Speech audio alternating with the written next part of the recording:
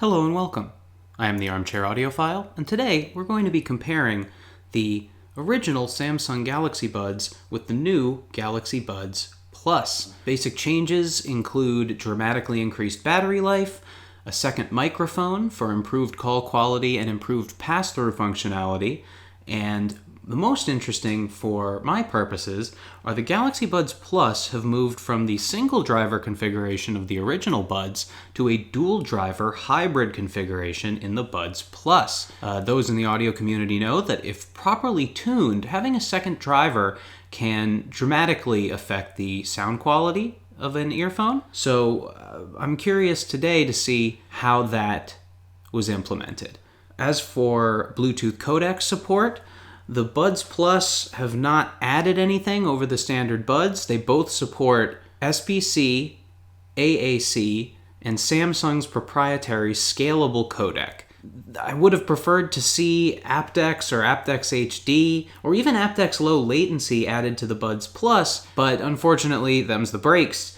For those of us with Samsung phones, that means that we get to use the proprietary scalable codec, which does perform comparably to something like aptX or aptX HD, and the inclusion of AAC at least means that Apple users will be able to enjoy low latency video playback or gaming on their device. But the reason we're here today is to talk about the sound. I have a demo playlist prepared on my Samsung Galaxy S10. I just got done running through this playlist on the Buds, and we're going to listen live to the same playlist on the Buds Plus, so we can talk a little bit about how they compare. Now, I've had the standard Buds for roughly 7 months, and despite having access to probably 20 or 30 pairs of headphones, these have been my everyday carry set for the duration of my ownership because of the sheer convenience of them. And frankly, during that time, I found them to be very competent. They sound very balanced in terms of their sound signature. Now, there have been a lot of complaints from the consumer market that they lack the bass response that people are looking for, but for my personal preferences, I rather enjoy the fact that allows the reduced bass allows the mid-range to step forward and avoids the deep V shape that a lot of consumer headphones seem to have. So, I am curious to see if the added driver in the Buds Plus is implemented with a similarly balanced signature, or if they have boosted treble and bass, resulting in more of a V. So let's go ahead and get started with Roy Ayers' Everybody Loves the Sunshine. I'm not going to run through a whole lot of this song, but the reason I picked it is because pretty early on, there's an instrument in there. I'm pretty sure it's a synth that's extremely high-pitched and shrill, and it's a pretty good indication both of treble extension and of whether or not there are peaks or harshness in the treble. So that's where we're going to start. Right off the rip, I can tell that the treble is more accentuated on the Buds Plus than it is on the standard Buds. When I was listening to this a moment ago on the standard Buds at this same volume, it wasn't quite enough to bother me, but I think I would probably turn the volume down a click or two on the Buds Plus because that is a lot. It is very sharp. Not to say the treble overall is sharp, but there is more of it.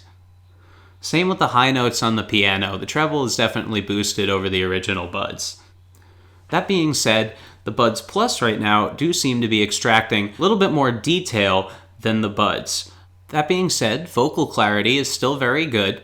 On a truly V-shaped set, you would expect the vocals to be a little bit more recessed than this, and I wouldn't say that there's a particularly deep V here, at least on this track. But when the synths come in, things do get a little bit peaky, a little bit unpleasant versus the originals. So I'm going to go ahead and move on to the next track. For that, we've got the Doobie Brothers, What a Fool Believes. This is going to be a test for vocal clarity and overall coherence. One of the things I've talked about in the past with hybrid earphones is that if the crossover isn't tuned really properly, there can be some smearing and incoherence between the two drivers, and you can really hear where those drivers split. Whereas on the original Buds, being a single driver IEM, they are very coherent. So, as unfortunately, I'm hearing a little bit of sibilance in Michael McDonald's vocals. Again, more detail retrieval than the original buds, but there does seem to be a little bit of a peak in the treble. By the same token, the bass guitar on the Buds Plus is more pronounced and really more pleasant and present than on the standard buds. As far as the hi-hats go, Attack and Decay is nice. I don't feel that there's any laziness in the decay, and it sounds pretty good. As for coherence, I think there's more coherence here than on something like the KZ ZSX. The ZSX has 6 drivers in it. I think they really struggled with tuning that earphone because on several tracks that I've tested it with, there are some significantly noticeable coherence issues. But on this particular Michael McDonald Doobie Brothers track, everything sounds pretty together. Okay, so let's go ahead and move on. I'm going to listen to Tame Impala, Because I'm a Man. Well, 'cause I'm a man.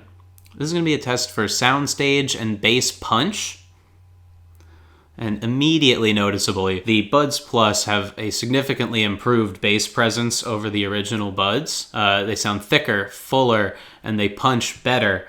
Soundstage is also improved. The standard Buds weren't, lacking. They weren't what I'd call below average for the price point, but they were not impressive in terms of their soundstage, and this track in particular has a lot of reverb, a lot of sort of sound design. It sounds very expansive, and that is muted to some degree on the original Buds, whereas on the Buds Plus you get a much better sense of that expansion.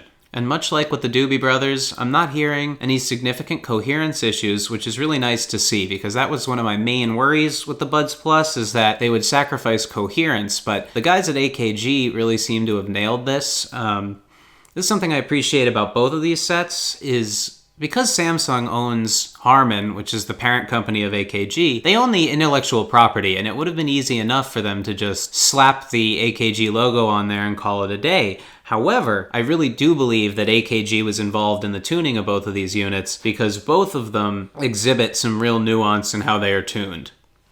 Let's go ahead and move on. So for a true bass hip-hop test, we're going to be listening to LSD Freestyle by AK. He's one of the 2 members of the Underachievers, and this track has some pretty deep bass that almost gets lost on the original Buds because it seems to be outside of their frequency range, or at the very least you can hear it, but it's very soft, softer than I know it should be in the mix, so I'm curious to see how the Buds Plus present it. So much like we've seen with the other tracks, I'm getting better bass impact and better depth on the Buds Plus. It's still not quite where I'd like it to be, but this is a pretty deep bass note, and I'm not going to hold it against really either set that they're struggling with this particular track's bass. Now, I did notice some sibilance on this track with the original Buds, whereas I didn't hear it on any of the others. Here, I wouldn't say it's worse than the Buds, but it's definitely still there. So let's pause, let me take them out, and we'll talk about what we've heard. Popping them back into the case,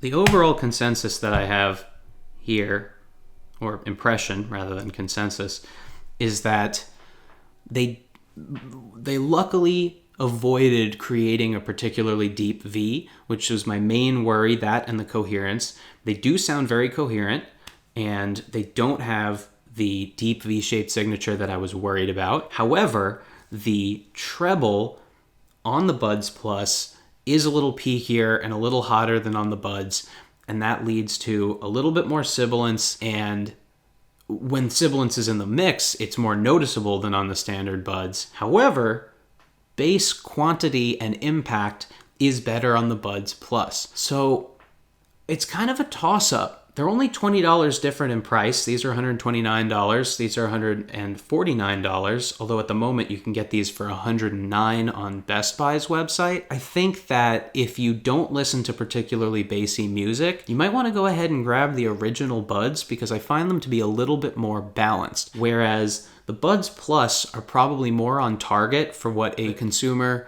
listener is going to be looking for. They're going to perform better with electronic and hip-hop music, unless you are particularly treble sensitive. Now that is totally separate from the battery life. The battery life on these is like 11 hours for the buds versus 7 on here. They both have about 1 full charge in the case. So if you are a heavy user and you're going to have them running for long periods of time, you travel a lot, you have them in all day on a job site or at your desk, the Buds Plus are going to be a no-brainer. But if you can live with less battery life and your musical preferences aren't particularly bassy, the Buds may be for you. Overall, I'm glad that Samsung is going to continue to produce both models because I think they both have their strengths and the difference in price point is fair for what you get.